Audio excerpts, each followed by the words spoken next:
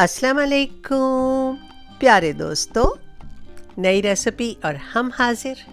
और आज जनाब आपके लिए हम बहुत ही यमी किस्म के काजू और खजूरों के लड्डू लेके हाजिर हुए हैं। बहुत ही जल्द बनने वाले और बहुत ही मज़ेदार। आपको यकीनन हमारी रेसिपी पसंद आएगी। आपके खूबसूरत कमेंट्स की मुंतज़िर रहूँगी।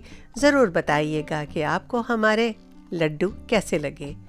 चीज़ें भी हमें कुछ ज़्यादा नहीं चाहिए। यहाँ पे सिर्फ काजू हमने रखे हुए हैं और साथ ही साथ खजूरें हैं।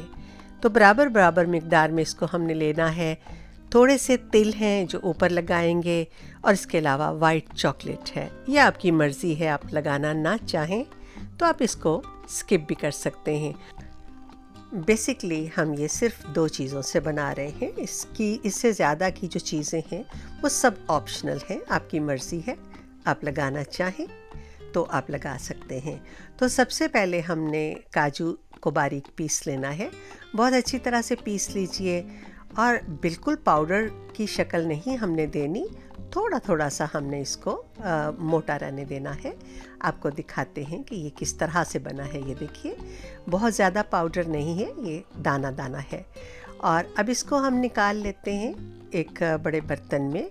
और निकालने के बाद हमने खजूरों को पीसना है। खजूरों को भी बारीक पीस लीजिए, बिल्कुल अच्छे से पीस लीजिए इनको। और अगर आप इनको इकट्ठा पीसना चाहें आप इकट्ठा भी पीस सकते हैं, लेकिन हमने इनको अलग अलग से पीस के बाद में इनको मिक्स करना है। तो अब ये खजूरें हो गई हैं, इनको भी इसके अंदर हम डाल देते हैं। और डालने के बाद इनको हमने हाथों से बहुत अच्छी तरह से मिक्स कर लेना है। तो ये देखिए, ये आपको दिखा देते हैं हम कि हाथों की मदद से इसको अच्छे से हमने मिक्स करना है। जो क्वांटिटी है हमने जैसे कि बताया कि हमने बराबर बराबर लेनी है। खजूरें चूँकि बहुत ज़्यादा मीठी होती हैं, इसलिए हम इसके अंदर कुछ एक्स्ट्रा मीठा शामिल नहीं करेंगे। तो बस हमने इन दोनों चीज़ों को अच्छे से पीस के बहुत अच्छी तरह से मिक्स कर लेना है, बिल्कुल एक डो की शक्ल में। और ये देखिए, ये तैयार है। और यहाँ पे हमने कपकेक मोल्ड रखे हुए हैं। यहाँ कोकोनट का पाउडर है और तिल है। अब ये दोनों चीज़ें जैसे कि मैंने बताया, बल्कि तमाम चीज़ें हमने ऑप्शनल रखी हैं। अगर आप लड्डू इसी तरह खाना चाहते हैं, और ये देखिए इस तरह से ये तैयार है। अब इस टाइम में चाहे तो आप इसको इसी तरह रख सकते हैं, लेकिन हम इसके ऊपर कोकोनट लगा रहे हैं। और इनके ऊपर जो ये हमने पहला लड्डू बनाया है इसके ऊपर कोकोनट लगाया है। उसके बाद इसको कपकेक के मोल्ड में हमने रख दिया है।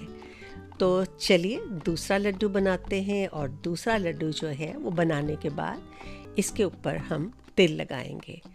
तो इसको ये देखिए इस तरह से अच्छी तरह तिल जो है इसके चारों तरफ लगा दीजिए।